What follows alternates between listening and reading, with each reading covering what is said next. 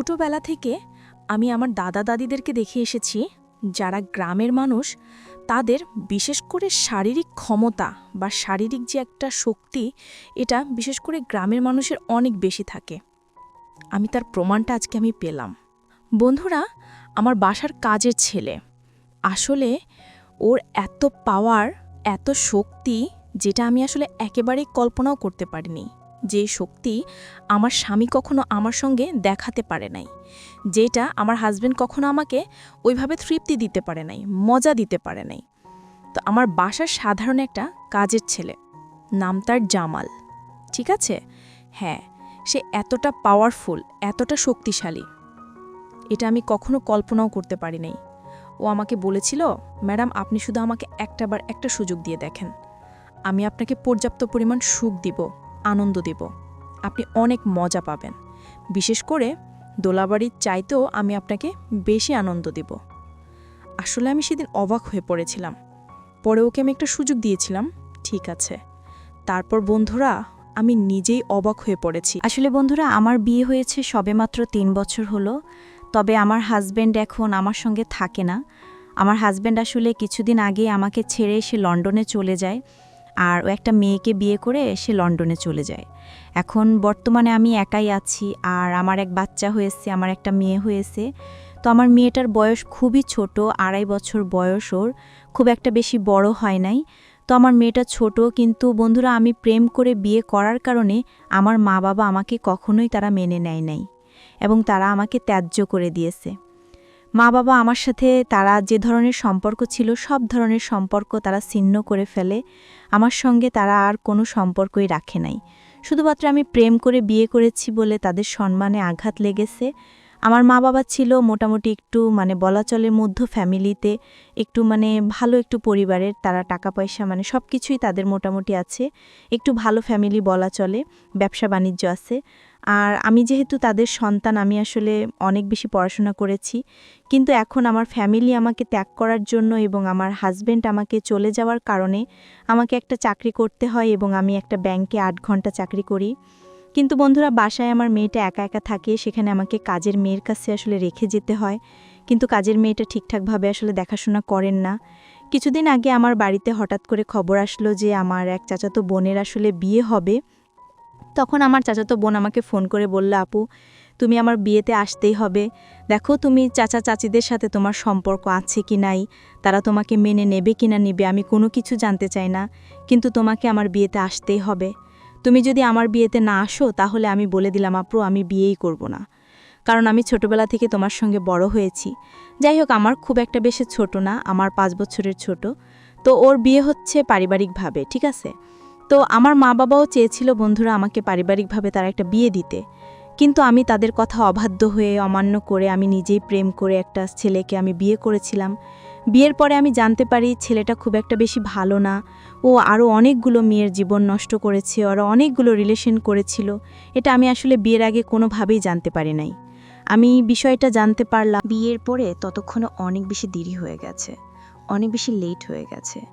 আর ততক্ষণে আমি প্রেগনেন্ট, আমার গর্ভে আসলে অসন্তান।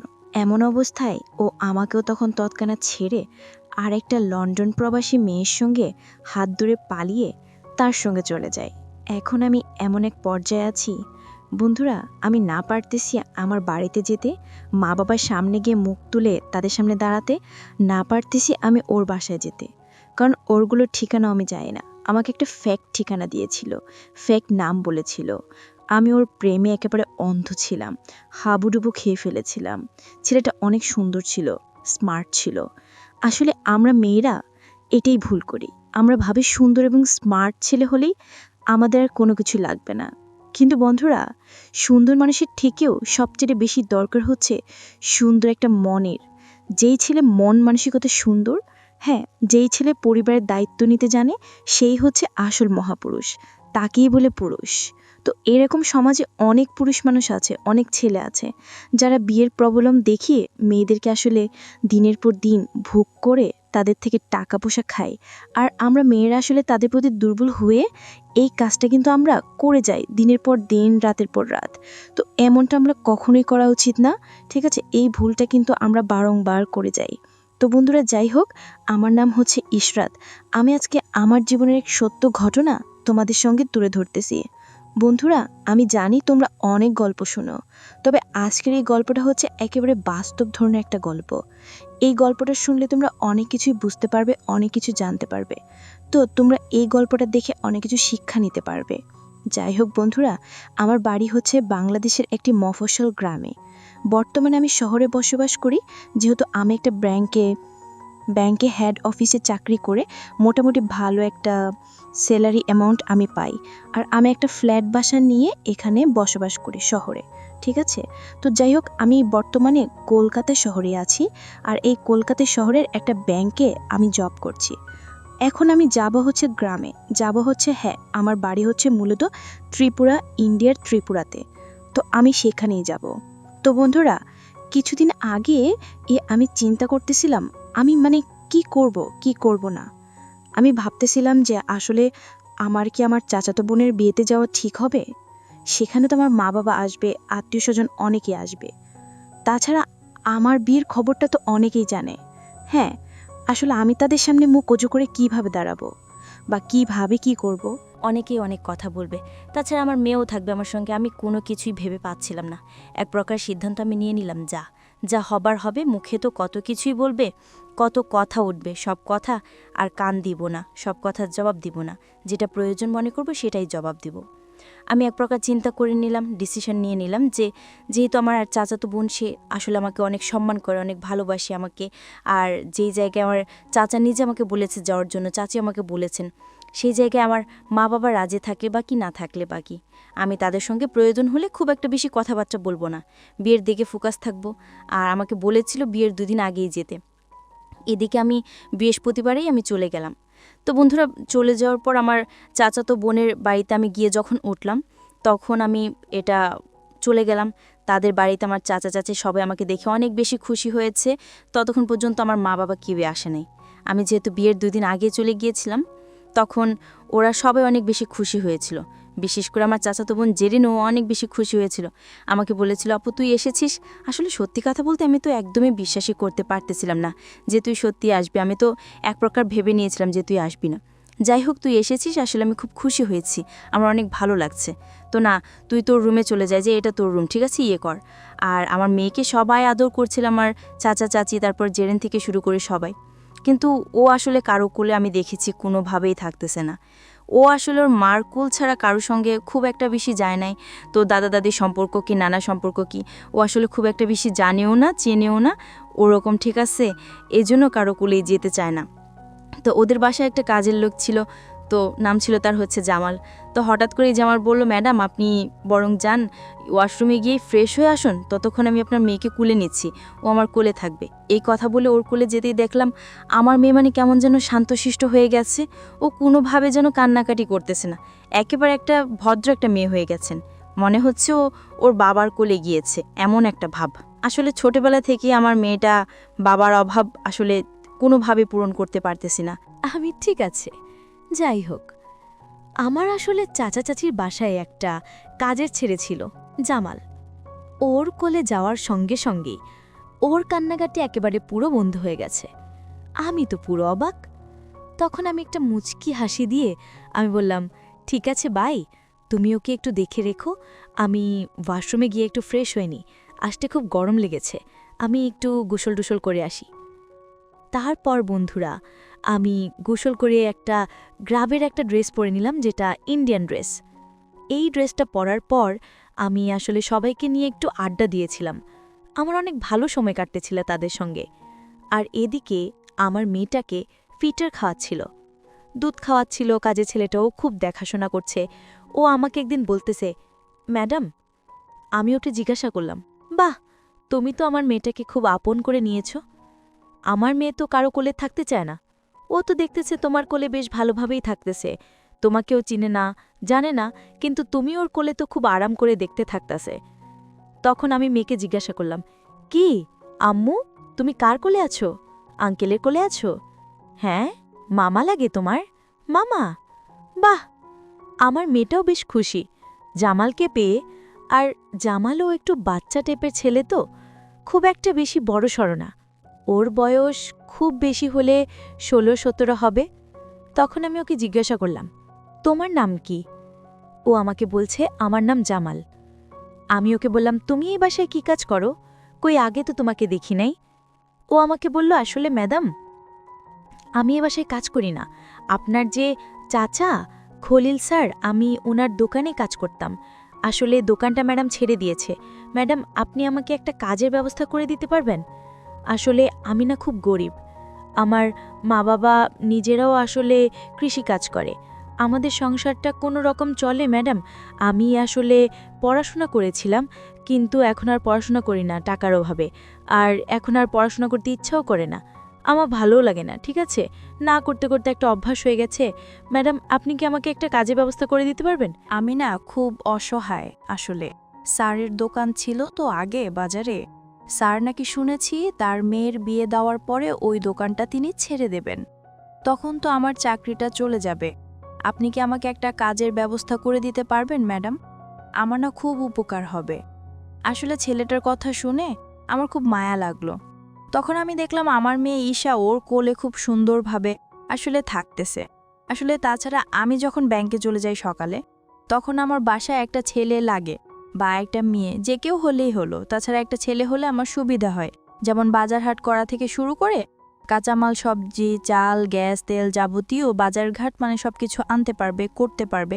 এটা যেমন একদিকে সুবিধা হবে, একটা ছেলে মানুষ যদি বাসায় থাকে, এই সব দিক দিয়ে একটা মানে সুবিধা হয়, একটা হেল্প হয়, ঠিক আছে? তাছাড়া ওকে আমি তখন জিজ্ঞাসা করলাম, তুমি কি সব কাজ করতে পারবে? এই যেমন ধরো বাজার হাট, তারপর হচ্ছে আমার মেয়েকে দেখাশোনা করা, হ্যাঁ, তারপর ধরো বাসায় টুকিটাকে কাজকাম, এগুলো কি করতে পারবে? ও আমাকে বলল, ম্যাডাম আমি সব কাজ জানি। আমি রান্নাবান্না থেকে শুরু করে তালা বাসন ধোয়া থেকে শুরু করে কাপড় কাচা থেকে শুরু করে বাচ্চা কাচ্চা সামলানো, আমি সব কাজ জানি। ম্যাডাম আসলে আমার ছোট বোনকে তো আমিই মানুষ করেছি। আমার মা বাবা দুজনে কাজে চলে যাওয়ার পর আমি বাসার রান্নাবান্না সমস্ত কিছু করি। ম্যাডাম আপনার কোনো চিন্তা, কোনো টেনশন করা লাগবে না। আপনার যত কাজ আছে সব কিছু আমি করে দেব। সত্যি কথা বলতে ছেলেটাকে আমার কাছে বেশ ভালো লেগেছে। তখন আমি মনে মনে ভাবলাম, বাহ, এরকম একটা ছেলেই তো আমি এতদিন খুঁজতেছিলাম। আসলে শহরে থাকার কারণে আমি একা একা থাকি, তো আমার এরকম ছেলে শহরে পাওয়াই যায় না। তখন আমি ওকে বললাম, আচ্ছা ঠিক আছে, তোমাকে আমি একটা কাজের ব্যবস্থা করে দিতে পারবো। আমার বাসায় তুমি কাজ করবে, আমার এই মেয়েটাকে দেখাশোনা করবে, আমি অফিসে চলে গেলে আর বাসায় কিছু টুকটাক কাজ। তোমার বেতন খুব একটা বেশি দিতে পারবো না, ঠিক আছে? 10,000 টাকা বেতন দেবো, তাতে কি তোমার পোষাবে? তখন সে বলল, ম্যাডাম এই টাকা তো আমার অনেক পোষাবে। আমি তো স্যারের দোকানে 7,000 টাকা মাত্র পেতাম, আপনি আমাকে আরও 3,000 টাকা বেশি দিচ্ছেন, আমার তো অনেক ভালো। তখন আমি বললাম, ঠিক আছে 10,000 টাকা দিব, আর টাকা খাওয়া সব কিছু আমার। তখন ছেলেটা অনেক খুশি হলো। তখন আমি দেখলাম কিছুক্ষণ পর আমার মা বাবা আসলো। আমি তাদের সাথে কোনো কিছু না বলে কোনো কথাই বললাম না। আমি জেইনের বিয়ে খাওয়া দাওয়া পর আমি চাচাকে বললাম, চাচা এই যে আমি এই ছেলে জামাল, আমি ওকে নিয়ে যাচ্ছি, ও নাকি তোমাদের বাসায় কাজ করে। আসলে একটা কাজের মানুষ আমার দরকার আমার মেয়েটাকে দেখাশোনার জন্য। তখন বন্ধুরা, জেইনের বিয়ে শেষে আমি চলে আসলাম জামালকে নিয়ে শহরে। জামালকে নিয়ে শহরে আসার পর আমি জামালকে বাসার সমস্ত কাজকর্ম আমি ওকে দেখিয়ে দিলাম। আমি দেখেছি ছেলেটা খুব ভালোভাবে বাসার থালা বাসন থেকে শুরু করে ফ্লোর মুছা সব কিছু খুব সুন্দরভাবে করতেছে, ঠিক আছে, দারুণভাবে কাজ করছে। তাছাড়া আমার মেয়েটা ওর কোলে থাকে, কোনো কান্নাকাটি করে না, হাসে, খেলাধুলা করে, এটা তো খুব ভালো। আসলে এরকম একটা মানুষই আমি খুঁজছিলাম। তো বন্ধুরা, আমি পরের দিন খাওয়া দাওয়া শেষ করে রাতে ঘুমিয়ে পড়লাম। আমি জামালকে বললাম, জামাল একটা কাজ করো, তুমি গিয়ে তোমার রুমে ঘুমিয়ে পড়ো, আর আমি আমার মেয়েটাকে নিয়ে এই রুমে ঘুমিয়ে পড়ছি, আর তোমার রুমটা এইটা। আর শোনো, সকালবেলা ঘুম থেকে উঠে তুমি যদি আগে উঠো আমাকে ডাক দিও, আর আমিও আগে উঠে তোমাকে ডাক দিব, আর এটা তুমি তোমার নিজের ঘর মনে করবে, ঠিক আছে? তারপর সে আমাকে বলল, আচ্ছা ঠিক আছে ম্যাডাম, তাহলে আমি ঘুমিয়ে পড়তেছি গিয়ে।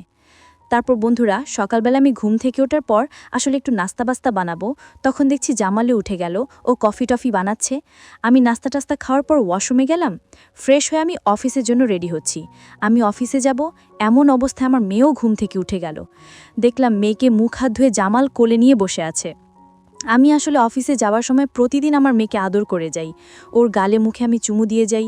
যেহেতু প্রায় 8 ঘন্টা পর আমাকে আসতে হবে, মেয়েটাকে একটু আদর করে যাই।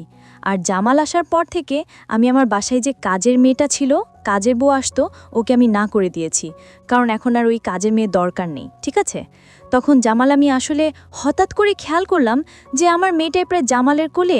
আমি আমার মেয়েটার গালে চুমু দিতে গিয়ে মেয়েটা মুখ সরিয়ে নিল, আর মেয়েটা মুখটা সরিয়ে নিতেই আমার চুমুটা গিয়ে লেগে গেল জামালের গালে। তখন আমি আসলে একটু লজ্জা পেয়ে গেলাম।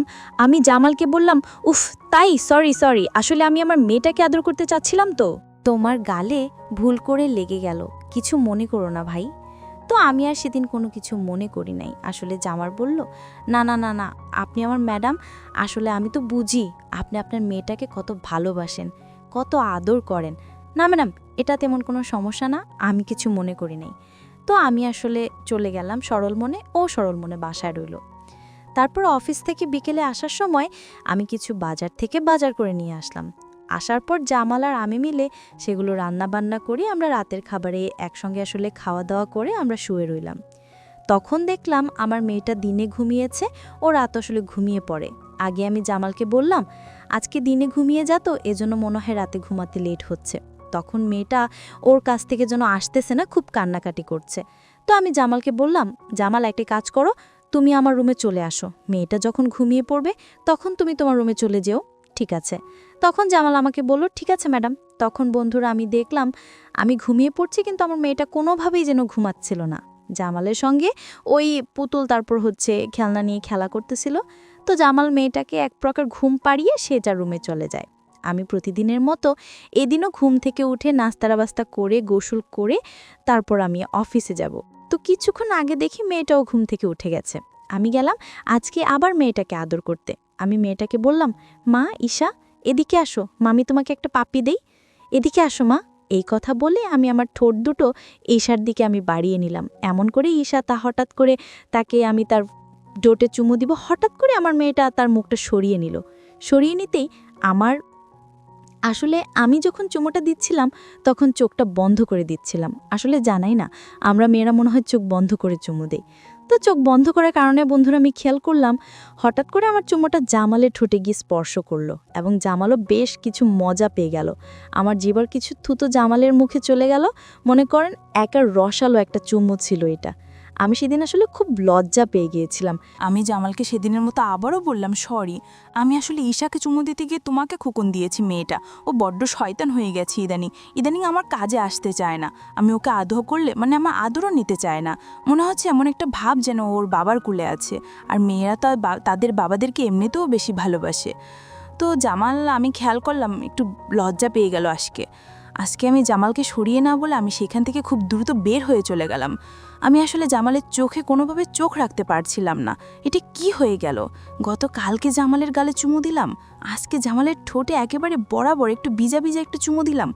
আমার মুখে অনেক থু তো ওর মুখে চলে গেছে, ওর মুখে অনেক থু আমার মুখে চলে এসেছে। ছি, এমন একটা অবস্থা! আমি কি যে করে, আমি সারা দিন অফিসে এসে আমার মাথায় শুনে এইটাই ঘুরপাক খাচ্ছিল যে জামাল ছেলেটা আসলে কি ভাববে বলুন তো। এদিকে বন্ধুরা, আমার বয়স প্রায় 27 বছর বয়স, জামালের 17 কি 18 বছর বয়স হবে। ছেলেটা তো অবশ্যই খুব পেয়ে গিয়েছিল, কারণ ঠোঁটে চুমু দেওয়াটা আসলে একটু কেমন জানি একটা ব্যাপার স্যাপার হয়ে দাঁড়ায়। ঠোঁটে চুমু দেওয়া এটা সাধারণত প্রেমিক প্রেমিকা, গার্লফ্রেন্ড বয়ফ্রেন্ড, অথবা দেখা গেছে যারা স্বামী স্ত্রী, এরকম একটা ব্যাপার। তো আমি সেদিন খুব লজ্জায় ছিলাম। অফিসে সারাক্ষণ আমার মাথায় একটা জিনিসই ঘুরপাক খাচ্ছিল যে এটা কি হয়ে গেল। হ্যাঁ, এটা কি হয়ে গেল? আসলে বন্ধুরা, সত্যি কথা বলতে দীর্ঘ এই 3 বছর, প্রায় 3.5 বছর হয়ে গেছে আমি আমার স্বামীর সঙ্গে আদর, সোহাগ, ভালোবাসায় কোনো কিছুতে আমি লিপ্ত নেই। স্বামীর ভালোবাসা কি, এটাও আমি এখন বলে যেতে বসেছি। কারণ একজন বিবাহিত নারী যখন অনেক দিন একা থাকতে থাকতে একটা অভ্যস্ত পরিণত হয়ে যায়, তখন সে আসলে একা মানিয়ে নেয়। কারণ তার আশপাশে যখন পুরুষ মানুষ থাকে তখন হয়তো সে নিজেকে কন্ট্রোল করতে পারে না, কিন্তু একটা পুরুষ মানুষ যখন আপনার কাছে থাকে তখন আর আপনার কোনো কিছু মাথায় কাজ করে না। তো যখন সে একা থাকে তখন সে মানিয়ে নেয়। আসলে ওর বাবাকে আমার কাছ থেকে চলে যাওয়ার পর আমি দীর্ঘদিন যুদ্ধ করেছি, একা আমার খুব কষ্ট হচ্ছিল। তারপরও আমি আমার নিজেকে অনেক কষ্ট করে আমি নিজেকে মানিয়ে নিয়েছি, কিন্তু এখন যেন আমি নিজেকে কোনোভাবেই মানিয়ে নিতে পারছিলাম না। সেদিন আমার মনে হঠাৎ করে একটা বিজারা যে উঠেছে, আমার ভিতরে একটা উত্তেজনা কাজ করেছে। আমার কাছে মনে হচ্ছে, ইস, এখন যদি আমার স্বামী আমার কাছে থাকতো, সে আমাকে কতই না আদর করত, সে আমাকে কতই না ভালোবাসতো। সে তার নিজের মতো করে আমাকে উজাড় করে, তার সব ভালোবাসা আমাকে উজাড় করে দিত। ইস, সেদিন আমার কাছে বারবার এমন কিছুই মনে হচ্ছিল। যাই হোক, মনের অনেক কিছু মানে নিজের অজান্তেই সেদিন আমি অনেক কিছু ভেবে ফেলেছিলাম। এই সমস্ত কথা কখন যে আমি ভাবতে ভাবতে দেখি আমার অফিসের টাইম শেষ হয়ে পড়েছে। তখন আমি ভাবতেছি যে আজকে বাসায় যাব কি না। আসলে আমার জামালের ঘটনাটা যতবারই মনে পড়ছে আমার ভিতরে কেমন যেন একটা লজ্জা কাজ করছে। যাই হোক, যেহেতু আমার মেয়েটা খুব ছোট, বাসায় তো আমাকে অবশ্যই যেতে হবে। তখন আমি কোনো কিছু চিন্তা না করে আমি বাসার উদ্দেশ্যে রওনা দিলাম। বাসায় যেতেই বন্ধুরা, আমি যখন গিয়ে কলিং বেলারটা বাজালাম দরজার সামনে, ঠিক তখন জামাল আমার দিকে তাকিয়ে আছে। বন্ধুরা, আমিও চোখে চোখ রেখে কোনোভাবেই আমি তাকাতে পারছিলাম না। আমার খুব লজ্জাও ছিল, এতটাই লজ্জা হচ্ছিল যে আমি ওর দিকে চোখের দিকে তাকিয়ে কোনো কথাই আমি বলতে পারতেছিলাম না। আমি ডাইরেক্ট দরজা খোলা মাত্রই একদম ভিতরে চলে গেলাম। দৌড়ে গিয়ে আগে ওয়াশরুমে গিয়ে ফ্রেশ হয়ে জামালকে আমি বললাম, জামাল, আমার মেয়েটাকে দিয়ে যাও। বন্ধুরা, আমার মেয়েটা এতটাই ওর জন্য পাগল হচ্ছিল যে ওর কাছ থেকে যেন আমার কোলে আসতেই চাইছিল না। তখন আমি কি করব আমি ভাবতে পারতেছিলাম না। আমি রান্নাঘরে গেলাম, রান্না করলাম। তখন আমি জামালকে বললাম, ডাইনিং টেবিলে আর সময় মেয়েটাকে নিয়ে রান্না করে আমরা সবাই খাবার খেলাম। খাওয়ার পর আমি মেয়েটাকে বললাম, মা, এখন তুমি বড় হয়েছ, তুমি যদি সারাদিন এইভাবে আঙ্কেলের কাছে, তোমার মামার কাছে যদি এইভাবে তুমি পড়ে থাকো, তোমার মা সারাদিন পর অফিস থেকে আসে, মাকে একটু সময় দিবা না? আসো, চল আমরা ঘুমাবো। আমার মেয়েটা কোনো আসতে ছিল না, মেয়েটা টুকটাক কথা বলে। এখন মেয়েটা বলতেছিল, মা, আজকে থেকে আমাদের মামাও আমাদের সঙ্গে ঘুমাবে। আমি বললাম, মা, এরকম বায়না করে না। তোমার মামা অনেক বড় মানুষ, তোমার মতো ছোট না, বুঝছো? তোমার মামাকে আলাদা থাকতে হবে। সে তোমার মামা হয়, তোমার বাবা হয় না, বুঝেছো? তখন বলল, বাবা হবে, সমস্যা কি? আসলে ও ছোট্ট একটা মেয়ে, আমি বুঝতেছি না ওকে এগুলো শেখায় কে। তখন আমি ওকে বললাম, তুমি এগুলো কোথা থেকে শিখছো মা? কে বলছে তোমাকে? দেখো, তোমাকে আর এগুলা নিয়ে কোনো কিছুই বলতে হবে না, আর কোনো কিছু বুঝতে হবে না। তুমি চলে আসো, চলো আমরা এখন বাসা যাব, কোনো কিছু না বলে। বন্ধুরা, আমি আমার রুমে চলে আসলাম। দেখলাম যে আমার মেয়ে এসে কোনোভাবেই আসছে না। সে বলছে, আজকে মামা আমাদের সঙ্গে ঘুমাবে, না হলে আমি ঘুমাবো না। আমি বাধ্য হয়েই পরে জামালকে বললাম, জামাল, একটা কাজ করো, আমার মেয়েটা যেহেতু এত বায়না ধরে ফেলেছে, আসলে ও এখন কোনোভাবেই কারো কথাই শুনবে না। ও আসলে আমার মতোই এক প্রকার খুব জেদি মানুষ। আচ্ছা, তুমি আমার সঙ্গে থাকতে তোমার কোনো সমস্যা নাই তো? একটা কাজ করো, আমি এই পাশে ঘুমাচ্ছি, ডান পাশে, হ্যাঁ, মাঝখানে তুমি ওকে দাও, আমার মেয়েটাকে দাও, আর তুমি এক পাশে ঘুমিয়ে পড়ো, ঠিক আছে? তার অন্তত মেয়ে তাও আমার কাছে থাকবে, ঠিক আছে? আর তোমার কোনো সমস্যা নাই তো? জামালা আমাকে বলছে, না ম্যাডাম, আমার কেন সমস্যা হবে? আমার তো কোনো সমস্যা নেই। আপনি ম্যাডাম মানুষ, আমাকে যা বলবেন আমি তাই করতে রাজি। তো ঠিক আছে ম্যাডাম, আমি ঘুমিয়ে পড়ছি এখানেই। তখন দেখলাম আমার মেয়েটা ওকে জড়িয়ে ধরে ঘুমিয়ে আছে। আসলে বন্ধুরা, ছোট বাচ্চা তো এত কিছু বোঝে না, আর বাচ্চারা বিশেষ করে মা বাবার সঙ্গে বেশি থাকতে চায়। তো আমার মেয়েটা, আমি যতটুকু বুঝলাম, জামালের কাছে আসলে একটা বাবার একটা আদর চা, বাবার একটা ফিল পায়, যে কারণে জামালের কাছে থাকতে পছন্দ করে বা ভালোবাসে।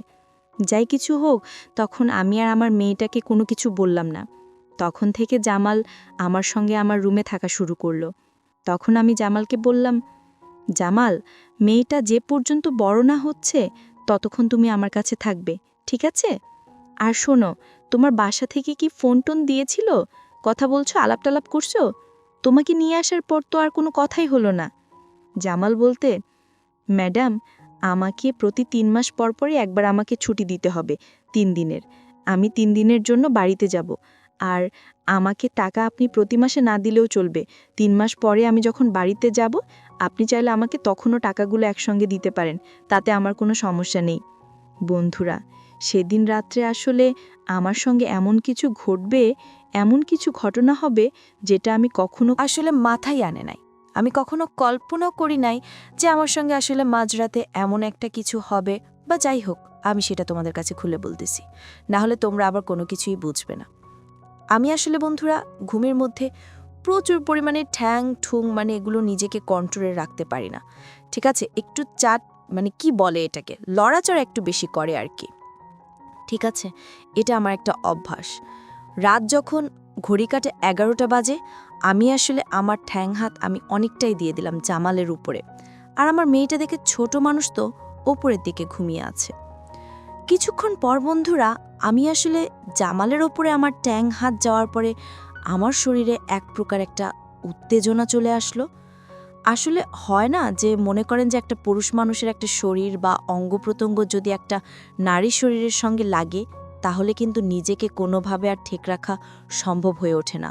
নিজেকে কিন্তু আর কন্ট্রোলে রাখা কোনোভাবেই সম্ভব হয়ে ওঠে না।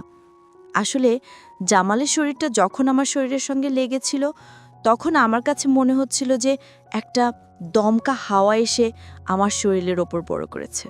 একটা দমকা হাওয়া আমার শরীরের ওপর লেগেছে, মানে এত একটা উত্তেজিত। আর সেই দিন আমি জানি না, আমার খুব বেশি আমার হাজবেন্ডের কথা মনে পড়তেছিল, যে বিয়ের পর উনি আমাকে আসলে কিভাবে আদর করেছিল, আমাকে কিভাবে ভালোবাসেছিল। সেদিন আসলে আমার এই বিষয়গুলো আসলে খুব বেশি মনে পড়েছিল। আমি নিজেকেই অনেক আজকের আটকে রাখার চেষ্টা করেছি, নিজেকে কন্ট্রোলে রাখার অনেক চেষ্টাই আমি করেছি, কিন্তু সবশেষে আমি ব্যর্থ ছিলাম। কোনোভাবেই নিজেকে আটকাতে পারতেছিলাম না, নিজের ওপর নিজের কোনো কন্ট্রোলে রাখতে পারতেছিলাম না।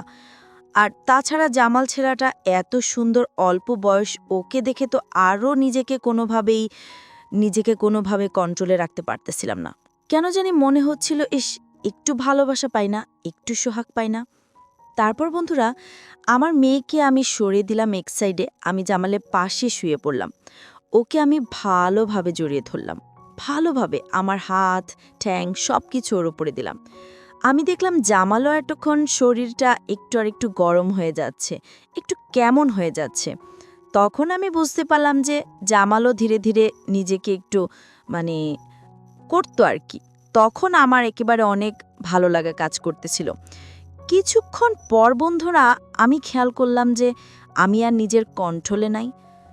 তখন জামাল ঘুম থেকে উঠে গেল, উঠে আমাকে বলছে, ম্যাডাম, এই আপনি কি করছেন? এটা তো ঠিক না ম্যাডাম, এটা তো অন্যায় কাজ, এটা তো পাপ কাজ, এরকম কিছু আমাকে বলছে। তখন আমি জামালকে বললাম, দেখো জামাল, আমার বিয়ে হয়েছে আজকে ৩ বছর, তোমার দোলাভাই এখন আমার কাছে নেই, সে আমাকে ছেড়ে চলে গেছে, আসলে সে একটা প্রতারক। জামাল, আমি নিজেকে আটকানোর অনেক চেষ্টা করেছি, কিন্তু আমি কোনোভাবে আর পারতাছি না।